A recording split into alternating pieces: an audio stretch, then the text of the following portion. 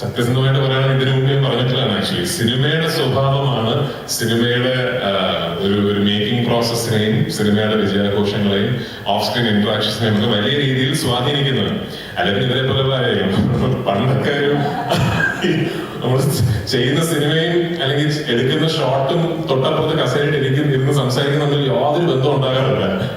പക്ഷെ അതല്ലാതെ ഇപ്പൊ ഫോർ എക്സാമ്പിൾ ആടുജീവിതത്തിന്റെ വിജയാഘോഷത്തിന് വന്നിട്ട് അയ്യോ നജീവൊക്കെ ചിരിക്കാൻ പറ്റില്ലല്ലോ. അങ്ങനെ ഒരു വ്യത്യാസമുണ്ട്. ഓഫ്കോഴ്സ് ആ സിനിമ ചിത്രീകരിക്കുമ്പോൾ അതിലൊരു വർക്ക് സ്പേസിന്റെ ഒരു സ്വഭാവമുണ്ട്. അത് ഫുൾ ക്രെഡിറ്റ് ടു വിപിന്റെ ടീം എന്നോടൊപ്പം അഭിനയിച്ചത്. ഞാൻ പറഞ്ഞില്ലേ, എന്നെ സംബന്ധിച്ചിടത്തോളം എനിക്ക് പുതിയതാണ് ഈ സിനിമയുടെ അനുഭവം. അവർക്കൊക്കെ ഒരു നോമായിരിക്കാം. Vipin, you've been the leader of the team. You were absolutely great. കുറെ ദിവസം അടിക്കണമെന്ന് തോന്നി, പക്ഷെ ചെയ്തില്ല. എന്നാലും I am so happy that we have reached here today.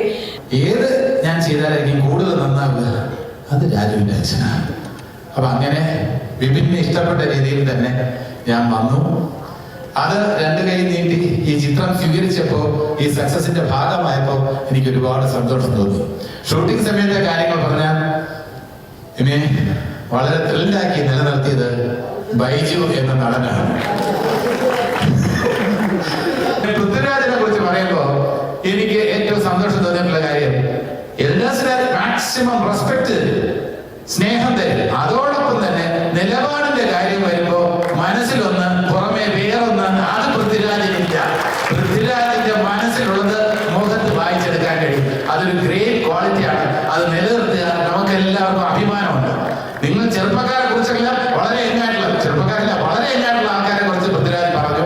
പൃഥ്വിരാജിനെ ഫോളോ ചെയ്യാൻ പറ്റിയ ഒരു കാര്യമാണ് സ്റ്റേൺ ആയിട്ടുള്ള ആറ്റിറ്റ്യൂഡ്. അപ്പൊ നമുക്ക് ഇഷ്ടപ്പെടാത്ത കാര്യം, അതുപോലെ ജഗദീഷ് ഉണ്ടായാലും ബൈജു ഉണ്ടായാലും ഇഷ്ടപ്പെടാത്ത കാര്യമാണെങ്കിൽ കേട്ട ഇതാണ് സംഭവം. അത് കഴിഞ്ഞ് ചേട്ടൻ സുഖല്ലേ എന്ന് ചോദിക്കുന്ന ആ കാര്യം നമുക്ക് വളരെ ഇഷ്ടം. ബാങ്കിൽ കാശ് വന്നു കഴിഞ്ഞപ്പോൾ 5 ലക്ഷം രൂപ കൂടുതൽ അതാണ് സംഭവം. അപ്പൊ ഞാൻ വിചാരിച്ച് ഇതിപ്പോ എന്താ ചെയ്യുന്നത്, കിട്ടേണ്ടതിനേക്കാൾ 5 ലക്ഷം രൂപ കൂടുതൽ വന്നിരിക്കുന്നു. ഇവർക്ക് എന്തെങ്കിലും തെറ്റ് പറ്റിയായി. അപ്പൊ ഞാൻ അങ്ങോട്ട് വിളിച്ച് പറയുന്നില്ല എന്ന് നല്ലത് പറഞ്ഞിട്ട് ഞാൻ അക്കൗണ്ടന്റിനെ വിളിച്ചു. ഞാൻ പറഞ്ഞു, നിങ്ങൾ അയച്ചാൽ എന്തെങ്കിലും മിസ്റ്റേക്ക് വന്നിട്ടുണ്ടോ? ഇല്ല, ഒന്ന് ചെക്ക് ചെയ്തിട്ട് പറയാമെന്ന്. ആ ശരിയാണ്, 5 ലക്ഷം രൂപ കൂടുതൽ അയച്ചേട്ടോ. ഞാൻ സത്യത്തിൽ വിചാരിച്ചെന്ന് പറഞ്ഞു എന്റെ മോളുടെ കല്യാണത്തിന് രാജ്യം ഗിഫ്റ്റ് തന്നായിരിക്കണം. പിന്നെയാണ് അത് ഇതിൽ അബദ്ധമാണെന്ന്. എന്തായാലും ഭയങ്കര രസകരമായ ഷൂട്ടിംഗ് ആയിരുന്നു. ഈ പറഞ്ഞ മാതിരി ഒരുപാട് ആൾക്കാരെ ഈ സിനിമയിൽ നമുക്ക് ഒന്നിച്ച് സഹകരിക്കാൻ പറ്റി. രാജു സംവിധാനം ചെയ്യുന്ന എമ്പുരാനിൽ ഞാൻ അഭിനയിച്ചു. ഇനി കുറച്ച് പരിപാടികൾ ബാക്കിയുണ്ട്. അത് അടുത്ത മാസമൊക്കെ ആകുമ്പോൾ നടക്കും തോന്നുന്നു. ഞാൻ ഒരുപാട് സംവിധായകരുടെ കീഴിൽ അഭിനയിച്ചിട്ടുണ്ട്. എനിക്ക് അങ്ങനെ ഒരു സംവിധായകന്മാരെ പ്രത്യേകിച്ച് ഭയമൊന്നും തോന്നിയിട്ടില്ല. പക്ഷെ ഞാൻ കറക്റ്റായിട്ട് രാവിലെ സമയത്ത് ഷൂട്ടിങ്ങിന് പോയത് രാജു സംവിധാനം ചെയ്ത സിനിമയിലാണ്. കാരണം ഈ നേരത്തെ ജഗദീഷേട്ടൻ പറഞ്ഞാല് ആള് ഭയങ്കര സ്നേഹമൊക്കെയാണ്, പക്ഷെ ഭയങ്കര ഹൈലി പ്രൊഫഷണലിസ്റ്റാണ് ആള്. നമ്മൾ രാവിലെ കറക്റ്റ് സമയത്ത് ഒരു നോട്ടമൊക്കെ ഉണ്ട്, ഒരു നോട്ടം മാത്രമേ ഉള്ളൂ. അത് കാണുമ്പോൾ എനിക്ക് സുഖോട്ടനെ ഓർമ്മ വരും. സുഖോട്ടൻ്റെ അതേ നോട്ടമാണ്. நானும் பிருத்திவிராஜும் 2002 அந்த படத்தை பண்ணோம்.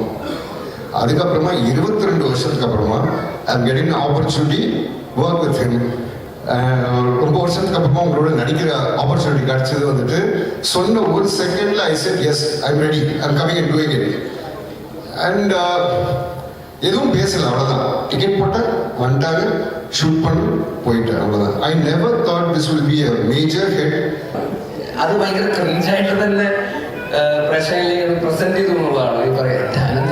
എന്നൊക്കെ പറയുന്ന അതുകൊണ്ടല്ല, കണ്ണ തുമ്പി പോരാ എന്നൊക്കെ പറയുമ്പോഴുള്ള റിയാക്ഷനും ബോഡി ഒന്ന് കെട്ടിപ്പിടിക്കുന്നു. അതാണ് ഞങ്ങൾക്ക് ഏറ്റവും കൂടുതൽ കണക്ട് ആയത്. കെട്ടിപ്പിടിച്ചെടുത്ത് എടുത്തൊക്കെ കറങ്ങും, മറ്റേ കരവസലൊക്കെ കറങ്ങുന്ന പോലെയാണ്, കാലൊക്കെ പൊക്കി.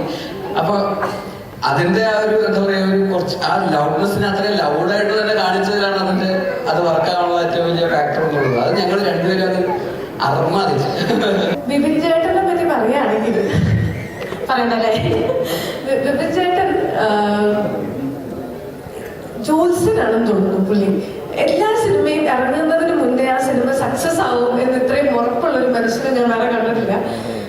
ഇപ്പൊ ബേസിലാണ് പറഞ്ഞത്, നമ്മളെന്തെങ്കിലും സംശയം പറഞ്ഞാൽ തന്നെ അത്രയും കോൺഫിഡൻസ് ഉണ്ടായി. ഇപ്പൊ വാഴ റിലീസിന് മുന്നേ ഞാൻ ചോദിച്ചപ്പോഴും അതേ കോൺഫിഡൻസോട് കൂടി ആ സിനിമ സക്സസ് ആവും എന്ന് പറഞ്ഞിട്ടുള്ള ഒരാളാണ്. അപ്പൊ ഇനി മുതൽ എല്ലാവരും, മലയാള സിനിമയിൽ എല്ലാവരും സിനിമ എടുക്കുന്നതിന് മുന്നേ സിനിമ അപ്പോൾ